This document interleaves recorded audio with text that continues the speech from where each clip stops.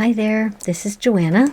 This is the third episode in a 4-part series, Navigating Holiday Firsts and Supporting Someone Who's Grieving were both released last week, and more on handling the holidays because it's a weighty subject will drop next Monday.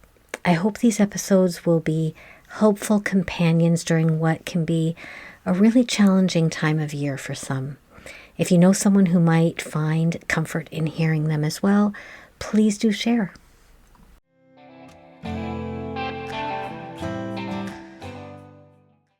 We have what can be considered rituals for many things in life, both the mundane and the profound. From the specific way you make your tea in the morning, milk should always go in the bottom of the cup, or are you a pouring it in after the tea kind of person? Routines like the order of your morning personal care activities, or special things like making your mother's recipe for cranberry sauce every year with the turkey dinner to help you feel connected and close to her during the holidays. And of course, a million things in between. Rituals can carve out a little time away from the chaos with simple acts that give us comfort and calm, or they can be things we do to provide symbolic connection that helps us add meaning to activities or events. Sometimes we outgrow certain rituals, like bedtime stories and tuck-in time, just due to the passing of time. But sometimes we find that a ritual or tradition just no longer fits with who we've become, our current circumstances, or just because they are too painful for us to continue to do. This week, we're going to talk about how meaningful rituals can help us hold space for our feelings when changes we didn't ask for mean old traditions no longer fit, how they can help us process our grief, and how they can make the holidays or any time when the usual traditions just hurt too much to continue just a little bit more bearable. So let's dig into that.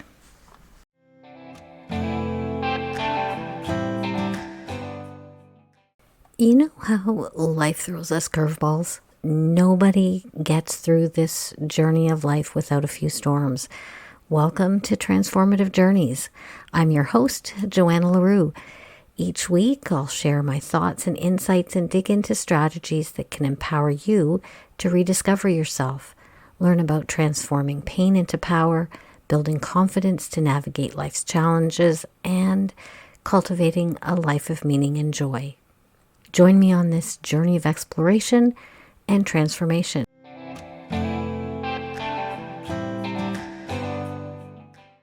Rituals are simply acts that we engage in with intention and purpose.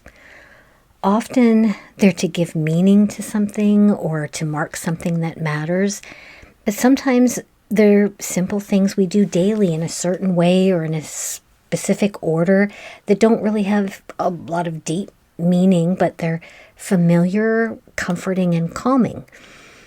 Perhaps they could be something you do weekly, like attending a religious service or lighting a candle for someone who's died, or as part of a prayer to help someone who's ill or struggling with something. Traditions, on the other hand, tend to involve activities or ways of doing things that have been passed down to us or that we've created ourselves over the years that add structure, comfort, or meaning to a holiday or a date. One of my traditions is decorating for the holidays on the first weekend of December, and when my kids were young, we always did that together, and then had a tradition of doing our Christmas baking on the 2 weekends after that, and then tucking most of our treats away in the freezer to be brought back out during the week between Christmas and New Year's when we tended to have lots of company, or snuck into and snacked on in bits by the kids in between. And yes, of course, I knew this was happening. It was part of the fun in the tradition. Traditions can be anything, really. Attending midnight mass on Christmas Eve, making a specific meal or a special dessert for someone's birthday, wearing something special on your wedding that's been passed down through the generations.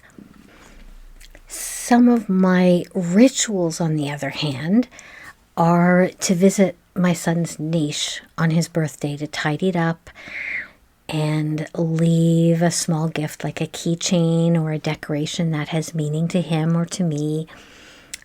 To go to the cemetery the week before I decorate my house, to decorate his niche with some Christmas-related flowers and ornaments. And even the deep breathing exercise I do to calm myself before I hit record to do this podcast. Dr. Kenneth J.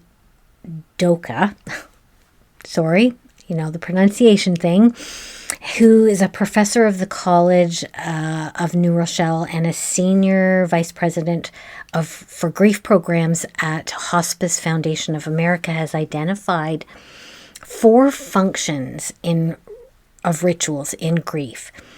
And the first one is rituals of continuity, where the spirit of or connection to the person is still part of your life and there's a continuing bond.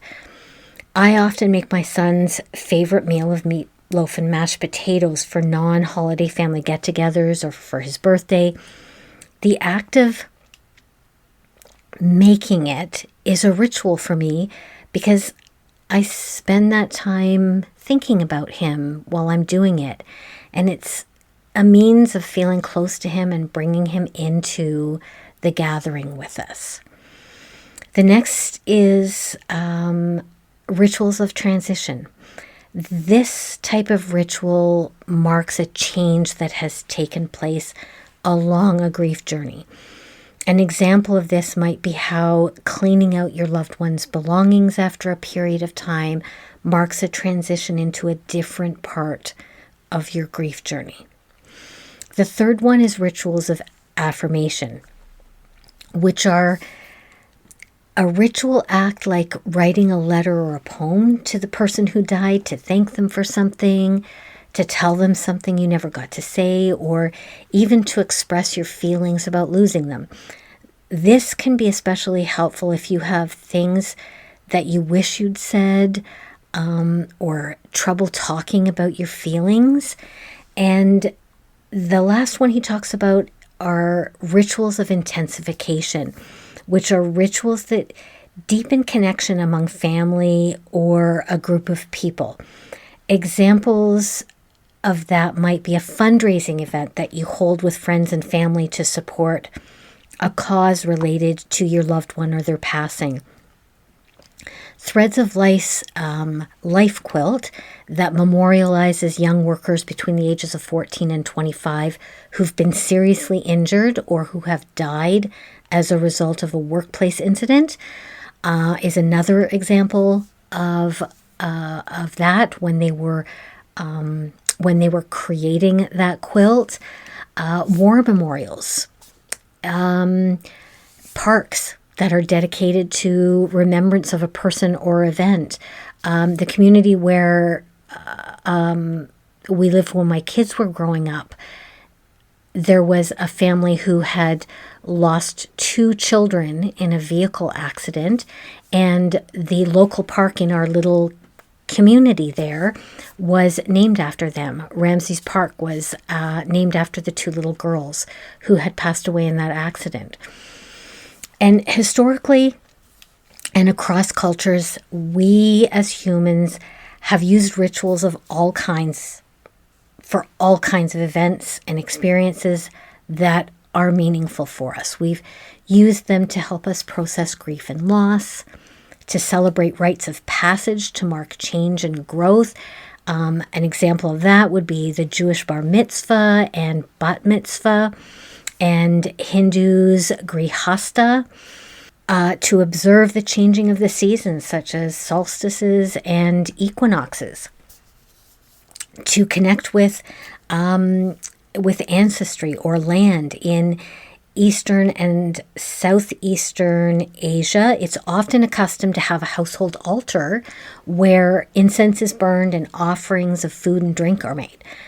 Some African cultures have family shrines where offerings are made to ensure the ancestors' well-being as well as their continued positive disposition.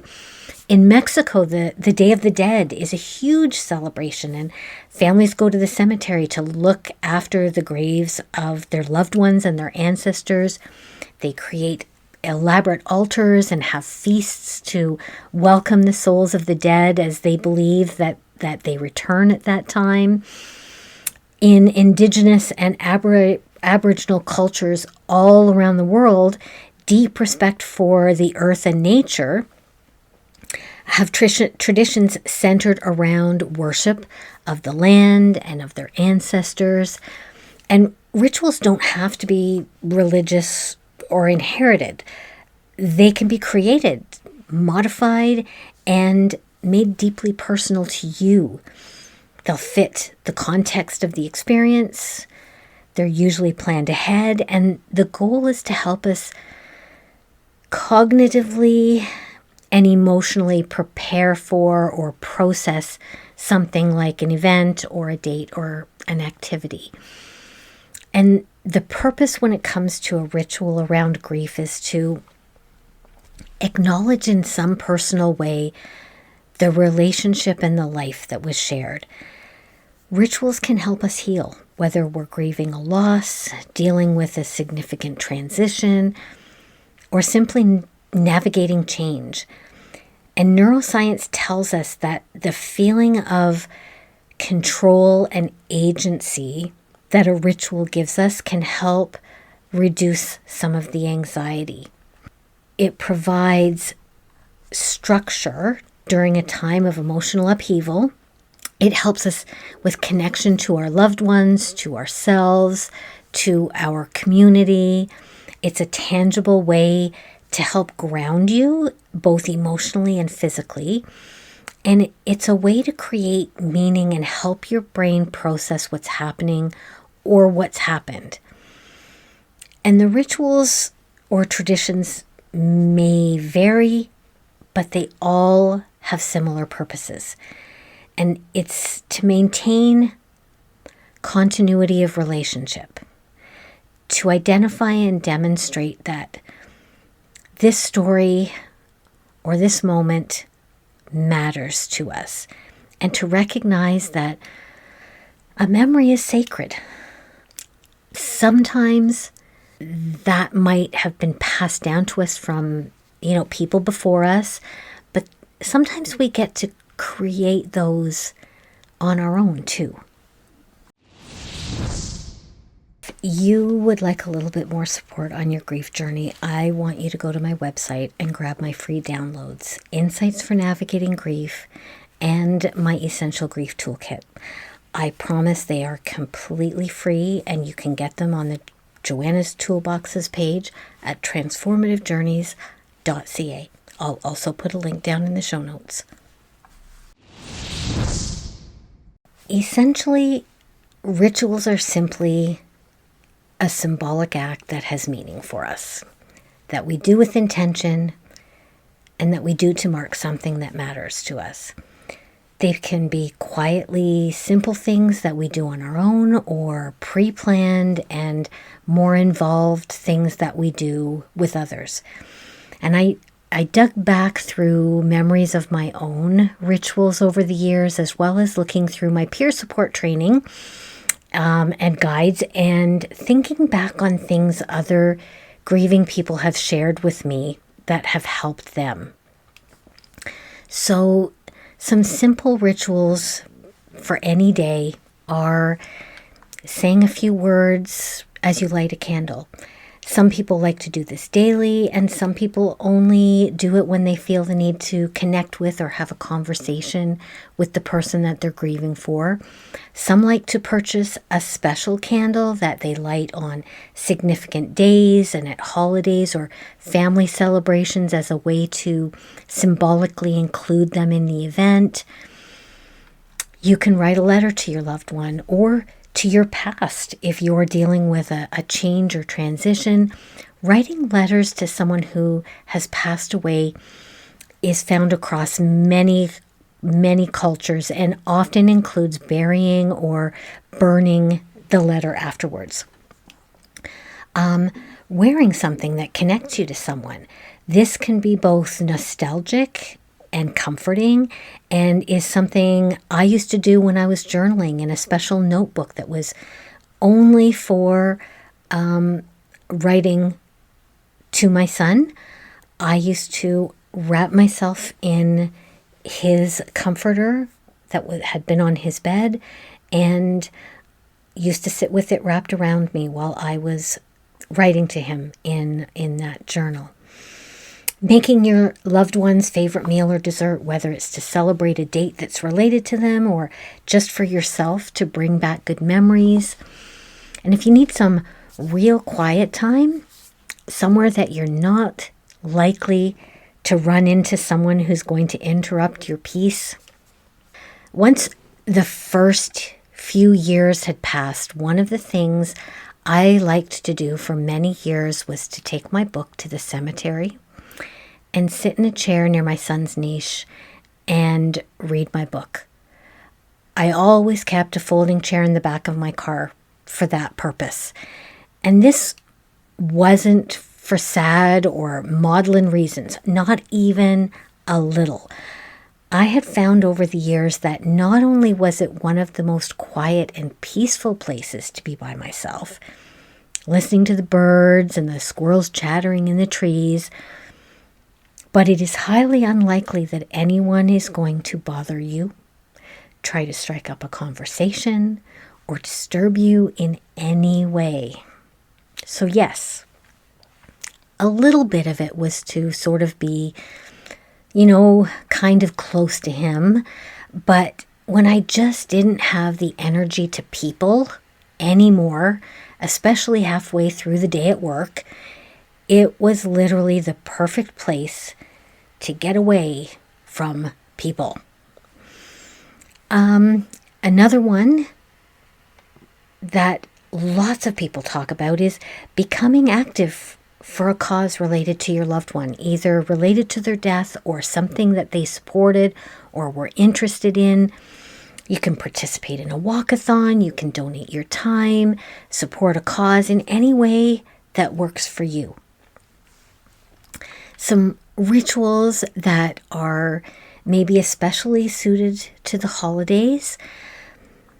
The first thing to do is to take a look at your holiday traditions and ask yourself and the people you love, if you still even want to carry out the same or all of your usual traditions, and whether those decisions are possibly temporary to get you through those first hard years, or they just no longer fit who you are now.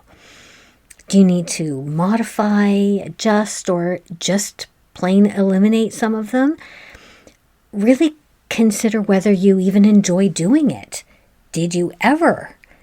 Or is it just that you don't feel that you can do it right now? Is it something you don't want to give up, but you don't have the energy or the heart to do it right now? Is it something someone could help you with or just do for you this year to take it off your plate but not have to tackle it yourself? So here are a few of my favorite ideas. Light the special candle beside a photo of your person to symbolically include them in your holiday celebration.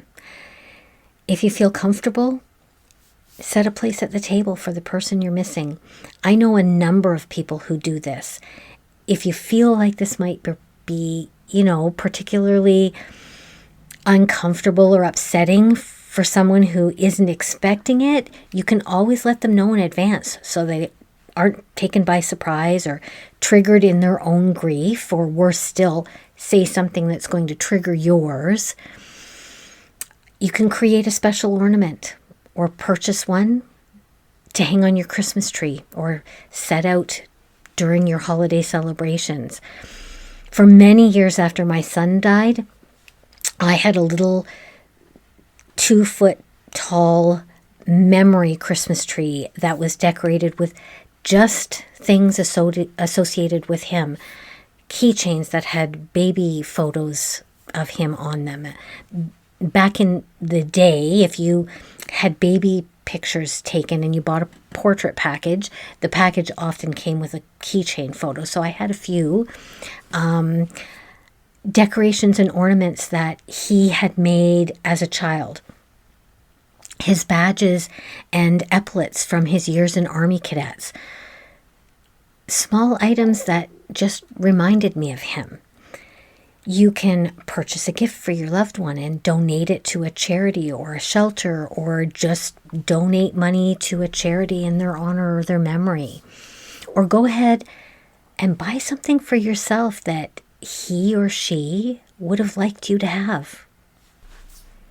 Include one of their favorite dishes on your holiday table, whether it goes with the turkey dinner or not.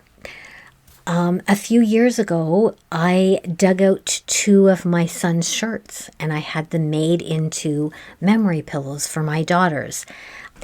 Some people also have quilts made using pieces of their loved one's clothing.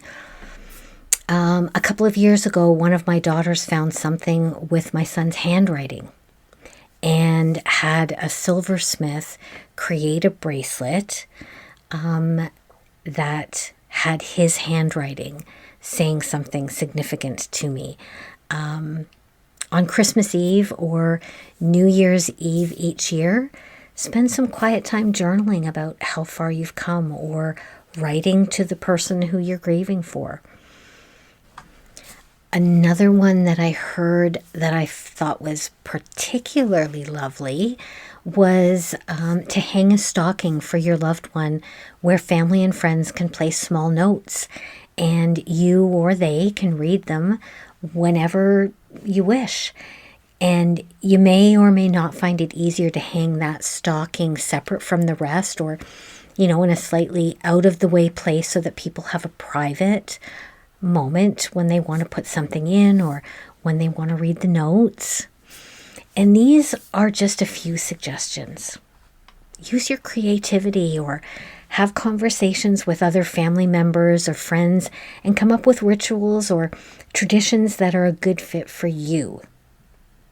If you have a notebook or paper handy, here are a few gentle reflection prompts for you to explore in your journal or take on your next walk. Be especially compassionate with yourself with these ones, but ask, what part of the holiday season feels heaviest for me right now, and why? Which traditions or expectations no longer fit the version of me who's grieving? And what's one small, meaningful way I can honor my person or honor myself this season? I really hope that this episode has been a soft place to land if you're dealing with a loss or grief this holiday season. Next week, I will be back with a few more ways that I hope can help you cope with the holiday season. As we wrap up, I want you to remember, rituals are not about perfection. They are not about pleasing everybody all the time. They're about carving some time out of the chaos and stress that can be part of this time of year and just being present. They're ways to mark what matters to you and maybe to those who are grieving with you as well. So create one simple ritual. It doesn't have to be a big one, and it doesn't have to be the perfect one. Just one to try on to see if it fits. If this episode was a tougher one for you, I encourage you to give yourself a big hug. Take a nice, deep breath and allow yourself the time to feel what you need to feel this season. Thank you so much for being here with me today. I would love it if you'd come to say hi on me on Instagram at transformativejourneys.joanna, or visit my website, say hello there. If you've got an idea for something you'd like me to talk about, leave me a message and you might just see it in a future episode. And lastly, you know that hitting the subscribe button, tapping the bell, whatever it is on your platform, helps my show get discovered. So I will make you a deal. You tap it, and I will keep dropping the best of what's in my heart and soul so that we can keep learning together. Until next time, this is Joanna reminding you that it doesn't matter if you fall. What matters is how well you bounce. This is Transformative Journeys. See you next time.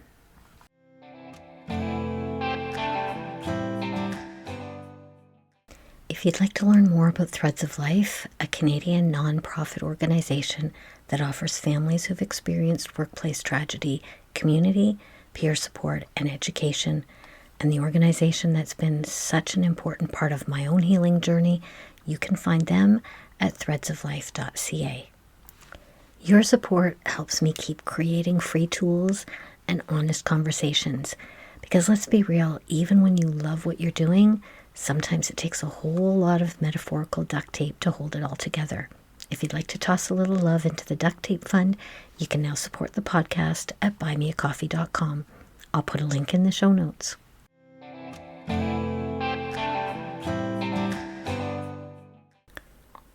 Just wanted to throw in a disclaimer. This podcast is for entertainment and informational purposes only and should not replace the advice of a medical or mental health expert.